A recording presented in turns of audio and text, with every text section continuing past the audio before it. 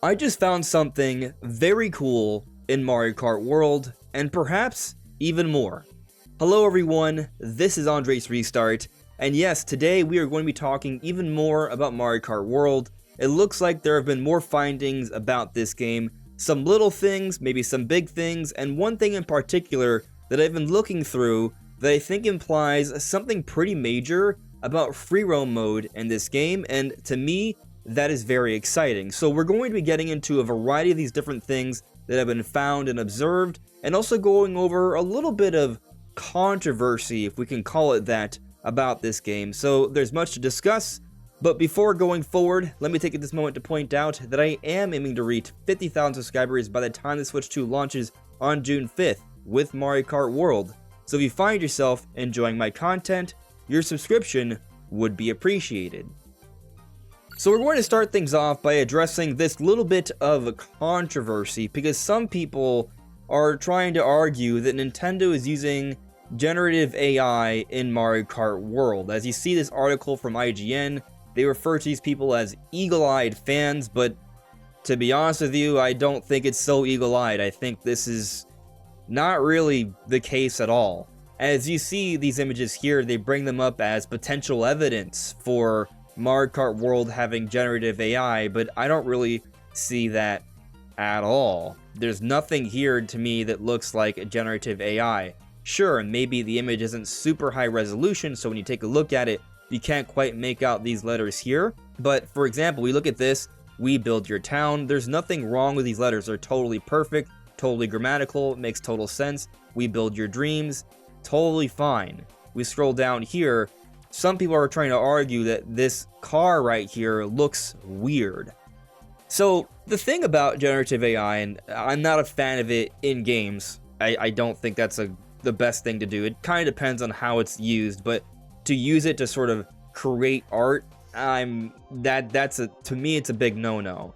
But there's nothing here that to me looks like AI. Like AI, when you see it, at least for me, maybe I have more of a trained eye, perhaps others don't, I'm not sure, but I can tell. You can usually tell if things are happening in a way that don't look natural. That's usually a tall tale sign.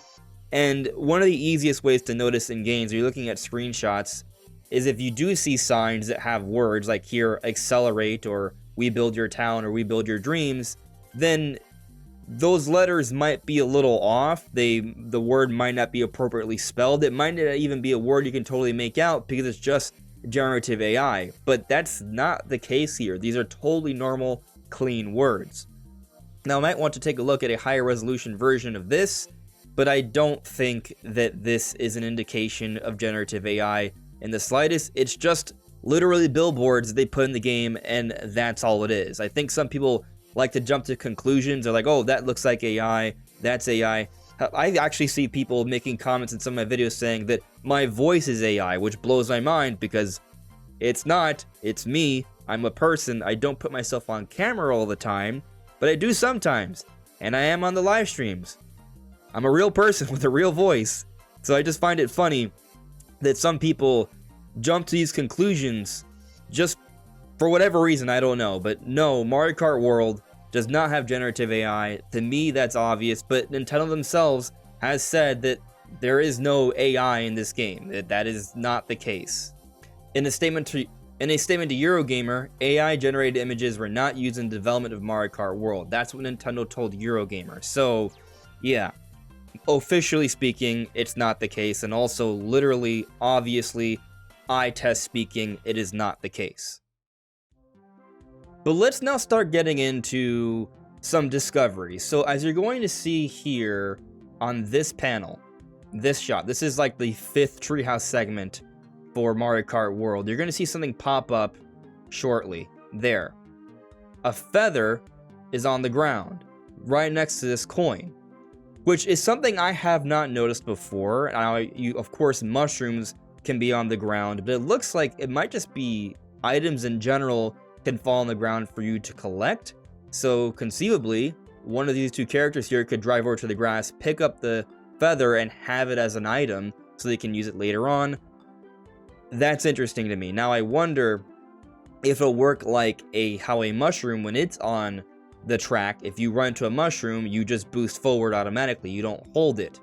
If you hit this feather, are you just going to jump upwards, or are you going to collect it and be able to use it a little bit later on? That part is uncertain. I haven't seen any footage on this yet. If someone in the comments has seen it, please clear it up for me in the comments below. But I do find it interesting that it's not just mushrooms and coins that we can find on the floor to use.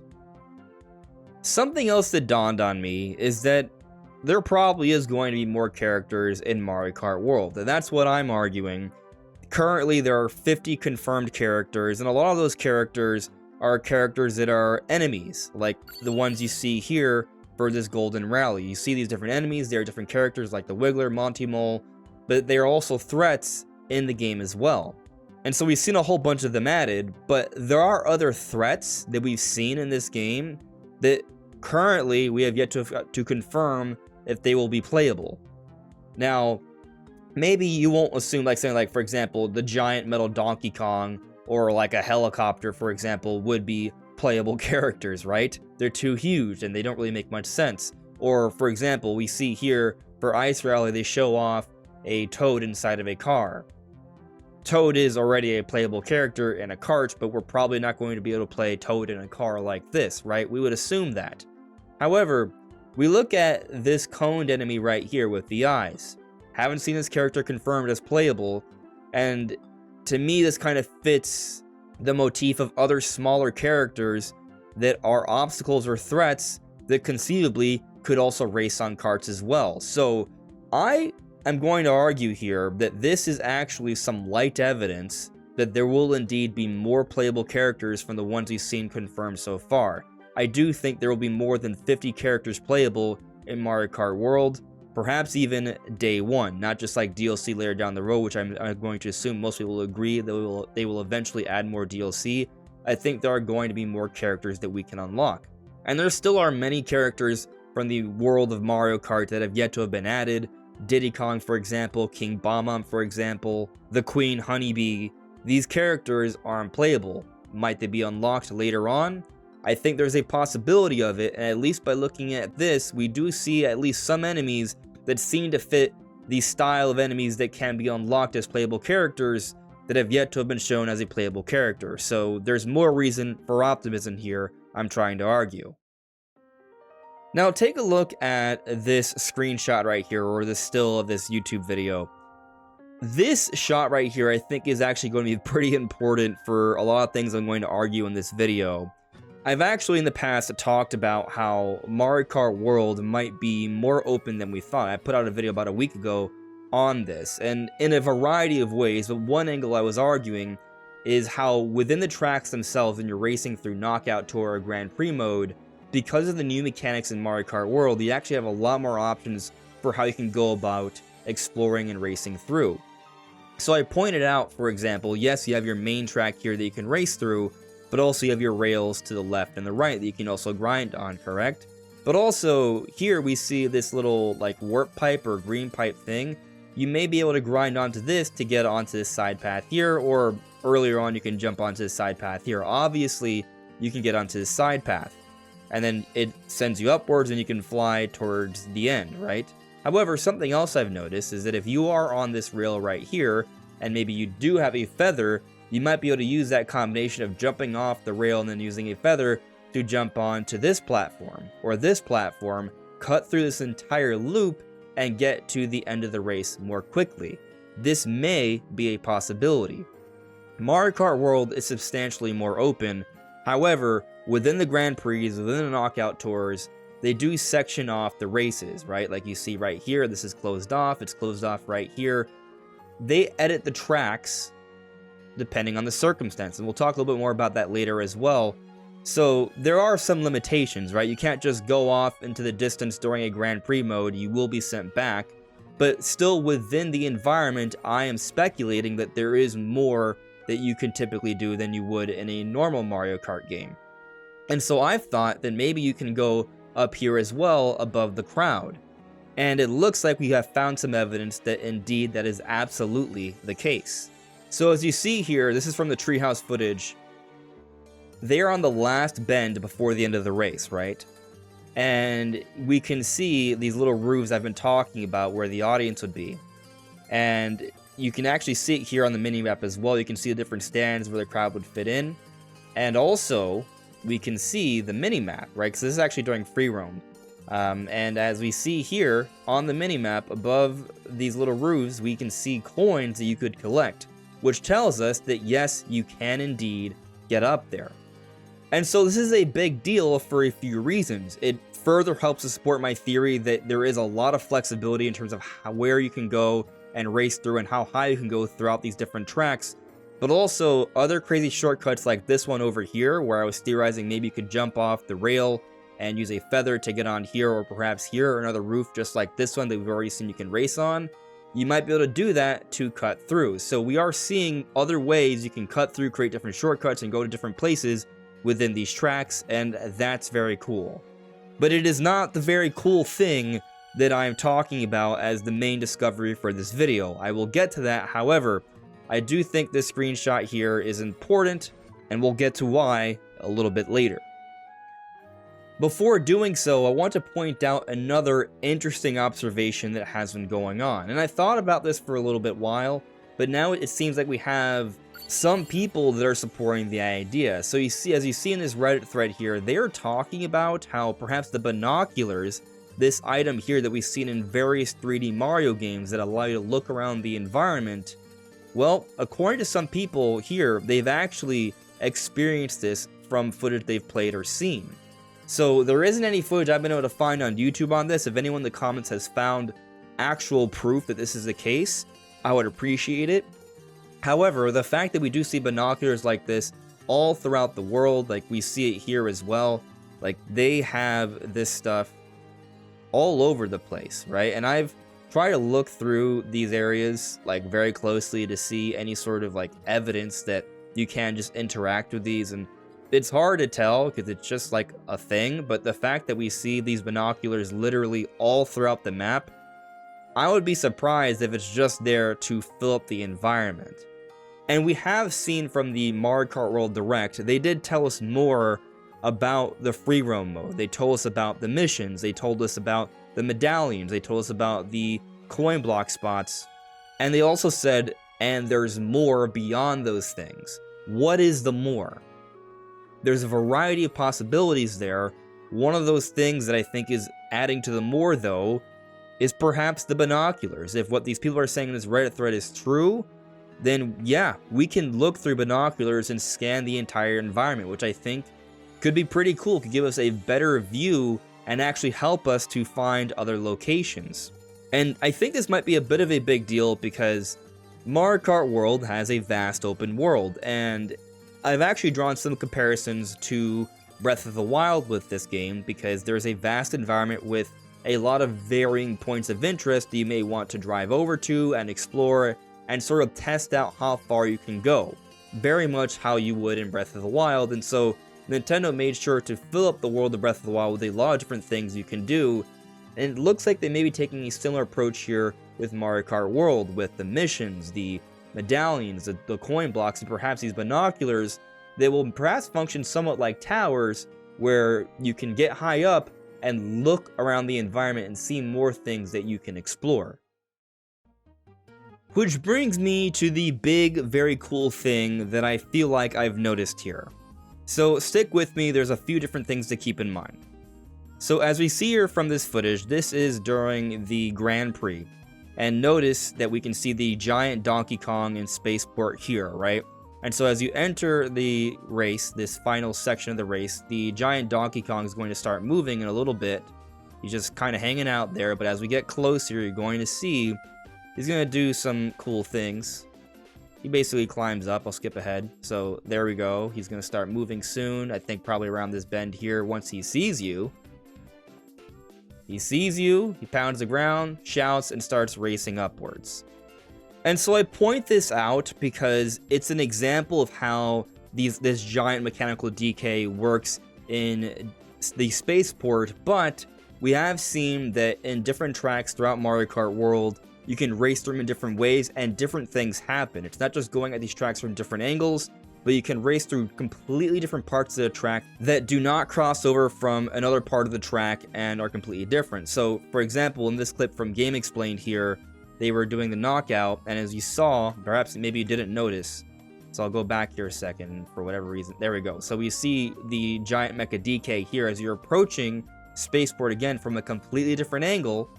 He's shouting and runs back. So the way he interacts with the map this time is different. And as you see here, you are racing through a completely different section of Spaceport. It's not the same. It's completely different. You don't touch this part of the track at all in the Grand Prix we were just talking about. And you see here Mecha DK doing something different than before. And so I find this interesting because I think it's an example of how overall things may work in the game, where there are going to be tracks that you go through more than once, but you go through a completely different part of them, and there may be different interactions with the enemies and characters as well. We've seen that between Free Roam, Knockout Tour, and Grand Prix, these same areas can be edited and changed quite a bit. Which brings me back to a later part of the Grand Prix race in Spaceport. So as you see here, as they're going around the bend in the treehouse, they're going through and you see this whole other section here, right? This whole other section is not touched during the Knockout Tour that I just showed you, and it's not touched during this Grand Prix. It's simply something you see to the side. And I find it super interesting that they just have this big old space here that seemingly has no purpose. Why is that? I have an idea. So stick with me here. You don't see anything on here, right? However, when we take a look at this still from the free roam that is in the Super Mario Bros. Track, Super Mario Bros. Circuit track, which would be the first race for his Grand Prix, but this is during free roam mode, we can see this P-switch here clearly, right? And look at the mini-map where it would be. It would be on top of these little panels here on this side route. Which brings me back to this shot that I said was very important that we would be going back to repeatedly throughout this video.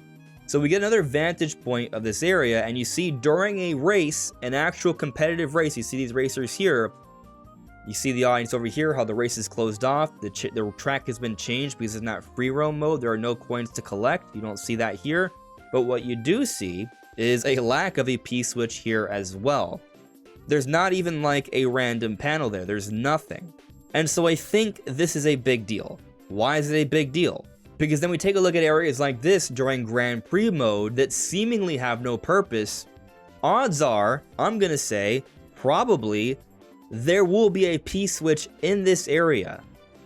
And so we already know that P-switch have to do with the missions mode in Mario Kart World, or the missions within the free roam. And I think a lot of people have been writing off the missions, not thinking it's that much of a big of a deal. I remember when people watched the Mario Kart World Direct, there was certainly a great deal of disappointment because, well, people were expecting more. They wanted to see like a big story mode. But what I find funny about this is that they basically gave us what we wanted. Mario Kart DS is celebrated for a lot of reasons. One of the reasons is that because it gave us a lot more to do with simply the single player experience, a story mode, or rather a missions mode, and they confirmed missions in Mario Kart World. Now, Mario Kart DS only had 63 missions, and there were boss fights. Mario Kart World, they have said that there are hundreds of missions, or P-switches, which would be missions, scattered all throughout the map. And as I'll show here in this still, you can actually see that there are P-switches that are in close proximity to each other.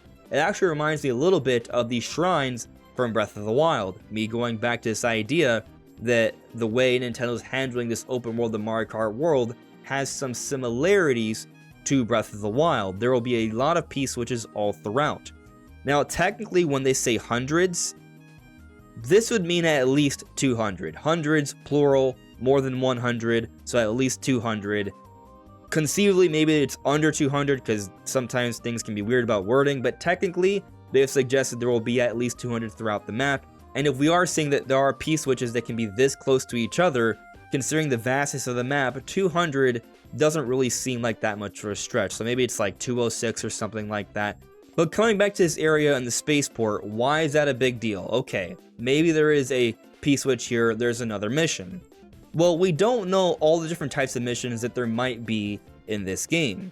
But what if this area has a P-switch, when you press it, it unlocks something very similar to Battle Rock's garbage dump level from Mario Galaxy, And so you're forced to grab all these bombs and throw them at these different piles of garbage to break them in a certain amount of time. I think something like that could be possible in this area, or maybe another area that's quite similar.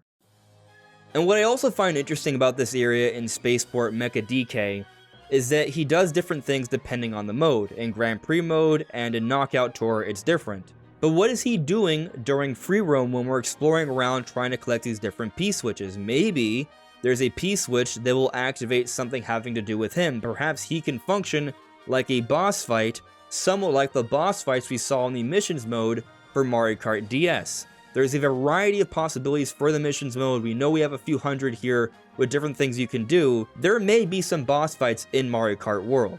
And so essentially what I'm getting at here is that the more and more we look at these tracks, there's actually a lot more to them in terms of potential locations for missions, P-switches, different things we can do throughout the free roam mode. But it's not just that one small section of Spaceport that I want to point out here that I think is very cool. There's more to it. So notice here at the end of the treehouse, you're going to see something very cool. As we're about to fly down, right, notice that we're flying down, looks great, but as we continue downwards, remember that section I was talking about where there might be a P-switch during free roam gameplay? This is it right here. And there's an entire track that leads down to it, a path. But this path is not something we explore at the bottom during the Knockout Tour, nor is it something we explore during the Grand Prix mode where we're coming up here. It's a completely different section, so pay attention. You can access it from the bottom or the top. This is all constructed, as you see here, from a different angle. During free roam, you will be able to climb from the bottom and race all the way to the top, or climb all the way to the top of this area from a completely different part of the map that is unexplored during Knockout or Grand Prix gameplay. And so there's a lot more to explore with these tracks. What else might we find in Spaceport during free roam? Might there be other P-switches here? Maybe this is where we can access a potential boss fight with Mecha DK. These are possibilities. But I'll throw out another interesting angle here. While we are seeing completely different parts of this track that are unexplored in either Grand Prix or Knockout Tour, what if there's a way to race through some of these tracks in different ways in either Grand Prix or Knockout Tour? What if there's even more to these tracks or maps? Nintendo did talk about during the Mario Kart World Direct that you can actually create some different sort of paths and routes that you cannot do during Grand Prix or Knockout Tour. Might this have something to do with it as well? This is also a possibility. The main point here, though, is that there is clearly more to these tracks than what we have seen. There is more to explore. Free roam and missions mode, I think, is being slept on here, and I'm just getting really excited when thinking about the potential of what we'll be able to find as we explore the whole of Mario Kart World. But what do you all think? Let me know in the comments below. This is AndresRestart. Thank you so much for listening and watching, and I'll see you all really soon. Take care. Bye.